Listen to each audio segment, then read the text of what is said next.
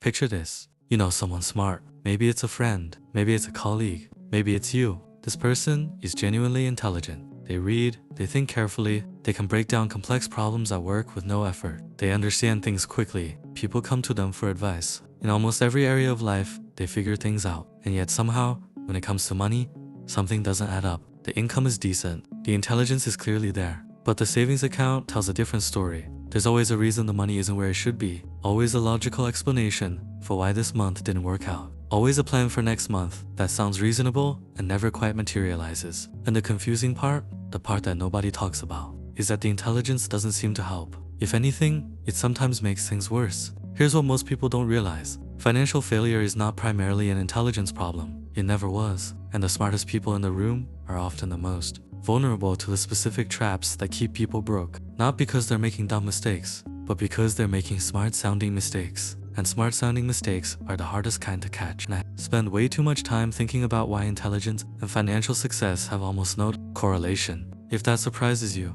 hit the subscribe button and give this video a thumbs up. Let's get into it. Okay, let's start with a question that seems obvious, but almost nobody asks seriously. If intelligence were the main factor in financial success, then the highest earners and the best savers would almost always be the same people. Doctors, lawyers, engineers, professors, the people who spent the most years in school, the people who scored highest on tests, they'd all be quietly wealthy. But that's not what we see. Doctors are statistically one of the highest earning professions in the world. They're also one of the most financially distressed. Studies consistently show that a significant percentage of physicians carry enormous debt, save far less than their income would suggest, and retire later than they planned or need to. Not because they're unintelligent, because intelligence and financial behavior are almost completely separate skill sets. And this is the first trap smart people fall into. They assume that because they're good at thinking, they'll be good at money, that the same analytical ability that makes them excellent at their job will naturally extend to personal finance. So they never actually learn the basics. They figure they'll work it out when it matters, and by the time it matters, habits are already formed, patterns are already running, and the confidence that came from being smart in every other area makes it harder to admit that this particular area needs real attention. Here's a second trap, and this one is particularly brutal for smart people. It's called the complexity trap, and it works like this. Smart people are drawn to interesting problems, and personal finance, on the surface, looks like a collection of interesting problems. Which stocks to pick, which investment strategy is optimal, whether now is a good time to buy or wait, how to optimize taxes, whether crypto deserves a place in the portfolio, what the Fed's next move means for interest rates. These are genuinely interesting questions, and smart people dive into them enthusiastically. They read articles, they watch analyses, they form sophisticated opinions, they debate the nuances, and while they're doing all of that, they forget to do the boring parts, the automatic savings transfer, the index fund they set up once and never touch again, the emergency fund sitting in a separate account, the spending tracking that takes 10 minutes a month. The basics are not intellectually stimulating. They require almost no analytical skill, and precisely because of that, smart people often skip them or delay them while they figure out the optimal version first, which never comes, because there's always a more interesting question to analyze. Here's what most people don't realize. The fundamentals of personal finance are deliberately unglamorous. Save consistently, spend less than you earn, invest in boring diversified funds, give it time. That's most of it. A person with average intelligence who does those 4 things consistently will almost always outperform a highly intelligent person who is perpetually optimizing a strategy they haven't implemented yet. The enemy of financial progress is not stupidity, it's sophistication that never converts into action. Here's the third trap, rationalization. This is where intelligence becomes genuinely dangerous, because the smarter you are, the better you are at constructing convincing reasons for whatever you want to do anyway. You want to buy the nicer car? A less intelligent person might just buy it impulsively and feel vaguely guilty. A smart person builds a case, the reliability argument, the resale value calculation, the time saved on maintenance, the way it reflects professional credibility to clients. By the time the argument is fully formed, it's airtight, completely logical, and completely in service of what the emotional brain already decided. Psychologists call this motivated reasoning, and it runs in everyone. But it runs faster and more convincingly in people who are good at building arguments.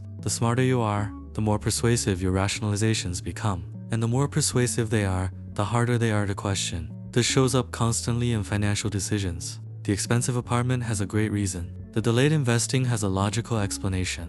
The untouched emergency fund has a solid justification. Every individual decision makes sense in isolation, but the pattern, taken together, is a set of financial habits that consistently prioritize present comfort over future security. Dressed up in logic. The fix isn't to become less intelligent. It's to become suspicious of your own smart-sounding explanations, specifically when they conveniently justify spending money or delaying savings. The question to ask yourself is not, is this argument logical? The question is, would I make this argument if I didn't want to spend this money? If the answer is no, the logic is probably working for your emotions, not your financial future. Here's the fourth trap. Income confidence. Smart people tend to earn more, and earning more creates a specific kind of financial blind spot, the feeling that the income will solve it eventually. The logic sounds reasonable. I earn good money, I'll just focus on earning more and the savings will sort themselves out. Once I'm making X, I'll start being serious about money. Once this project is done, once this promotion comes through, once things settle down a bit,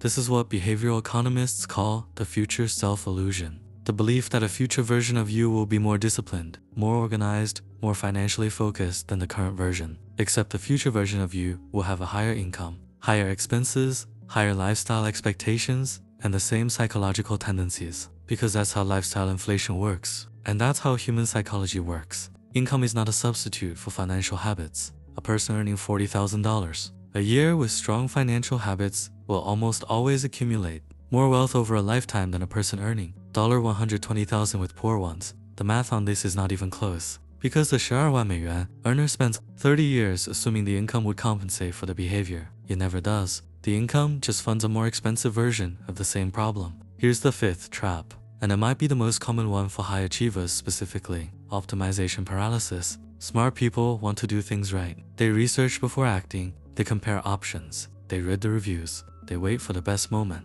For a lot of decisions in life, this approach works well. The careful researcher makes better purchases, avoids bad decisions, picks better jobs. But in personal finance, particularly in investing, waiting for the optimal moment is one of the most expensive habits possible, because the optimal moment almost never feels like the optimal moment in real time. Markets feel uncertain. Economic news is always mixed. There's always a reason to wait a little longer. Meanwhile, the person who started investing 3 years ago with an imperfect strategy in an imperfect market is 3 years of compound growth ahead, and the gap grows every year they wait. Research consistently shows that time in the market beats timing the market almost every time, over long periods. Which means the smart person who waited for the perfect entry point underperforms the average person who just started. Not because the average person was smarter, because they were less afraid of being wrong. Perfectionism in personal finance is just procrastination with better vocabulary. So what's the actual fix? Because knowing the traps helps, but it doesn't automatically solve anything. Here it is. Smart people need to deliberately make their financial systems boring and automatic.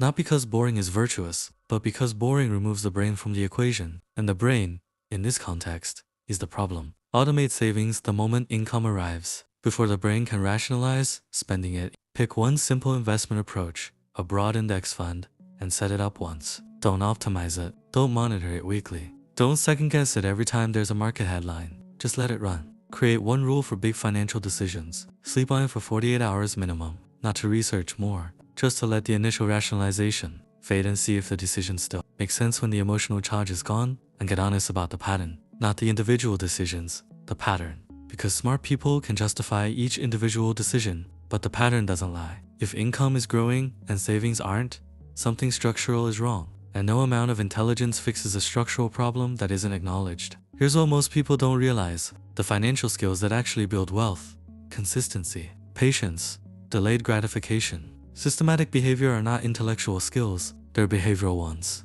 And behavioral skills don't improve automatically with IQ.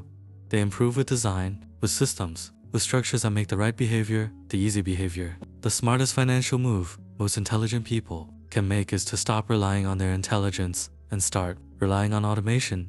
So let's bring this together. Smart people end up broke, not because they make dumb decisions, but because intelligence creates specific vulnerabilities, overconfidence that skips the basics, complexity chasing that avoids the fundamentals, rationalization that justifies whatever the emotional brain already wants, income confidence that delays building real habits, and optimization paralysis that mistakes waiting for wisdom. The fix isn't thinking harder about money. It's building systems that make the right financial behavior happen automatically, without willpower, without analysis, without waiting for the perfect moment. Because here's the truth: the most powerful financial tool isn't a spreadsheet or a strategy.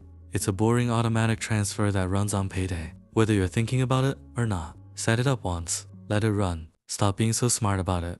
If this video made you think about your own financial patterns differently, hit the subscribe button. And I'm curious which of these traps felt the most familiar. Let me know in the comments, because recognizing the trap is always the first step out of it.